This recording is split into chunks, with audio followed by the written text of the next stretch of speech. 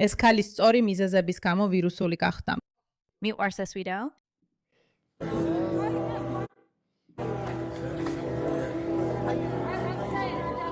რატო? არ ხარ. რატო არ თამაშობ? არ ვიცი, რატო არ მოვითამაშო. იმიტომ რომ ეს არ არის ისეთი რამ, რაც მოდურია. ეს უპატივცემლობა. ეს არ არის ისეთი რამ, რაც მოდურია. ეს უპატივცემლობა. მხოლოდ ერთი მიზეზია. რის გამოც ეს კეთდება? შენ ამას ძალაუფლების გამოსახადად აკეთებ. ასე არ მიქცევით ამ ქვეყანაში. ასე არ მიქცევით ამ ქვეყანაში. მე ისლამოფობი ვარ, რასისტი არ ვარ. მე რასისტი არ ვარ. გულისხმობ. ეს რასისტებისთვის არ გვითქვამს. ეს კარგი იქნებოდა.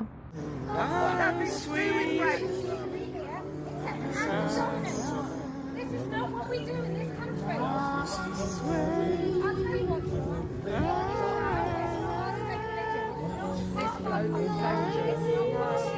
მაგრამ რასაც ჩვენ კიდევ ვაკეთებთ ისაა რომ ასე არ ვიქცევით. ანუ მეგონა არ იცოდი. მეგონა არ იცოდი. ის არ მინდა თქვა, მაგრამ ამ ქალს ისეთი გამბედაობა აქვს, რომ სიტყვები არ მყოფნის. ის ამბობს, კი, მე რასისტი არ ვარ. უბრალოდ არ ვფიქრობ, რომ შენი რელიგია სწორია. და მგონია რომ ამას ძალაუფლების გამოსავლენად აკეთებ, რომ შეგვაშინო. ვფიქრობ ამას იმისთვისაც აკეთებ, რომ რაღაც დაამტკიცო და მე ამით თავს უხარხუოდ გხსნობ.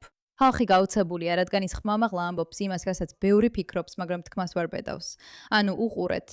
ქალიშვილი. მეგონა რომ ქალიშვილი იყავი, ხო ასეა? ბატონო, მე მივყევი 1400 წლის წინანდელ წესებს არა, ეს არა, ეს სისულელეა. 1400 წლის წინ წინასწარმეტყველი. რატომ არ ქორწინდებოდნენ ყველა 9 წლის ბავშვებზე 1400 წლის წინ წინასწარმეტყველი? ვინ დაეთანხმა 9 წლის ბავშვზე ქორწინებას? ესე იგი შენ პატარა გარყვნილი წინასწარმეტყველი და დამტკიცებულია. მე გითხარი რომ ეს მხოლოდ ერთი მოსაზრებაა და შენ ამბობ, არა, ასე ფიქრობს თურქეთი, ასე ფიქრობს შენი ოჯახი, ყველა შენი მეგობარი, თურქეთი ასე ფიქრობს. შენ დაქორწინდი.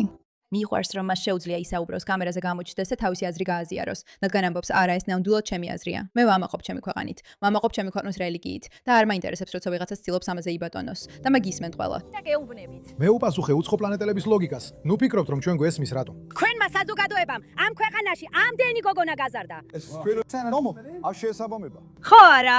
მეუბნებით, ჩვენ არ ვიგებთ იმას, რომ წინასწარმეტყველმა 9 წლის გოგონა შეირთო და გითხარით ამ შეხედულების მიხედვით, მან თანხმობა მისცა. მას უკვე ჰქონდა პუბერტატი გავლილი.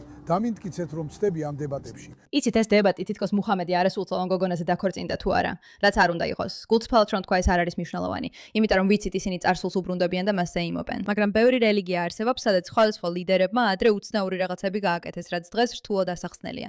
თავარი კითხვა ისაა, დღესაც იქცევიან ადამიანები ასე? და თუ ასე იქცევიან, ეს ნიშნავს, რომ ეს ადამიანი უბრალოდ ისაა, ვისაც სხვები ბაძავენ. კიდევ რა გააკეთა მუხამედმა გარდა იმისა, რომ 9 წლის გოგონაზე იქორწინა? მან ასევეც არმოებდა მასობრივ კამპანიებს, რათა ხალხი თავის რწმენაზე მოექცია და ასე შემდეგ.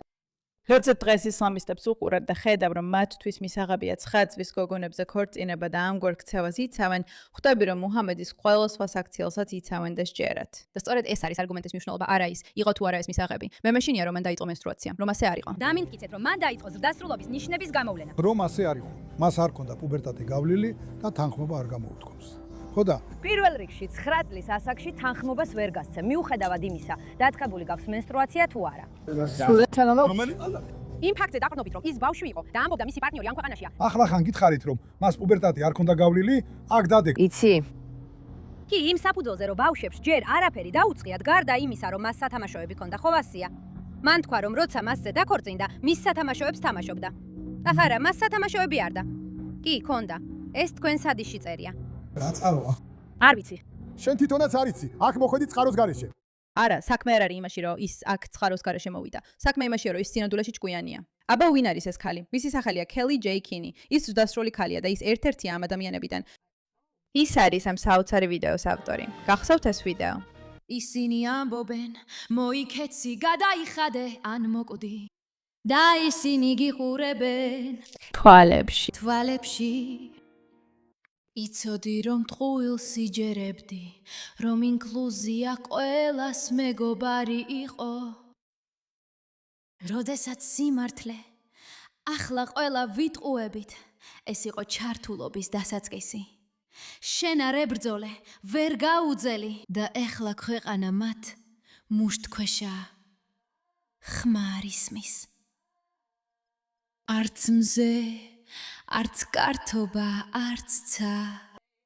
ეხლა მთელი მუსიკა უნდა. აღარ იფიქროთ. ჩრდილში დარჩით საბჭოებში, სკოლებსა და სასამართლოებში. კეთილი იყოს თქვენი მობრძანება ბრიტანეთში, ახალი ხალიფატის ქვეშ. თქვენ აღარ ხართ თავისუფალი. დაფარეთ სახეთ მადა ფეხები. ახლა ბრიტანეთის ხალიფატში მონობაში ხართ. არ გიყვართ ბრიტანეთის ხალიფატი. იცით რა მომწონს ამ ქალში Kelly J Kinchi? იქნება ერთ დღეს მეგობრებიც გავხდეთ, რადგან ის უბრალოდ ულამაზესია.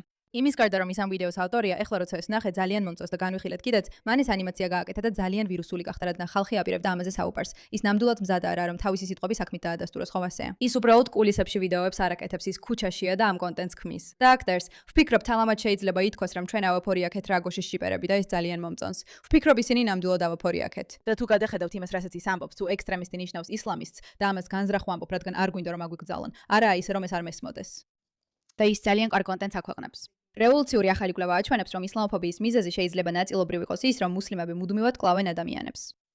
გულისხმობ, ვინ იფიქრებდა ამას? ყველა საუბარი, რაც კი პედოფილიის გამომართლებელთა მქონია Speakers Corner-ზე, ბრიტანელ საზოგადოებას კიდევ უფრო უახლოებს უდაო სიმართლესთან. ისლამი შეუთავსებელია ბრიტანეთთან, ამ ბიჭებს გონიათ, რომ იმარჯვებენ. բայց წარმოგიდგენთ არ აქვს, რომ ბრიტანეთში უმეტესობა ფიქრობს, 6 წლის ბავშვის შევიწროება და შემდეგ როცა ის 9 წლის ხდება, მისი გაუპატიურება სრულიად ამორალურია. ჩვენ არ ვაყენებთ რელიგიის ცენტრში ადამიანს და არ უწოდებთ მას სრულყოფილს, ხომ ასეა? და აი ის ისევ და ისევ იმეორებს იმ სიგიჟეებს, რასაც დიდ ბრიტანეთში ხედავს და ცდილობს წინააღმდეგობა გაუწიოს. სასტრაფო ამბები. საფრანგეთმა დაიწყო რადიკალური მეჩეთების დახურვა, რომლებიც მოუწოდებენ უწმუნოების მოკლას, ადიდებენ ტერორიზმს და ახალისებენ ძალადობას. ეს უკვე დიდი ხნის დაგვიანებული იყო. მასაც სურს იგივე დიდ ბრიტანეთში. და სწორედ ესეთი შინაარსი ვირუსულად ვრცელდება, რადგან როცა ხალხს ნამდვილად სჯერა იმისა რისთვისაც იბრძვიან და მზად არიან თავიანთი თავის საფრთხეში ჩააგდონ, აი ესე ხდება. ეს მოხდა.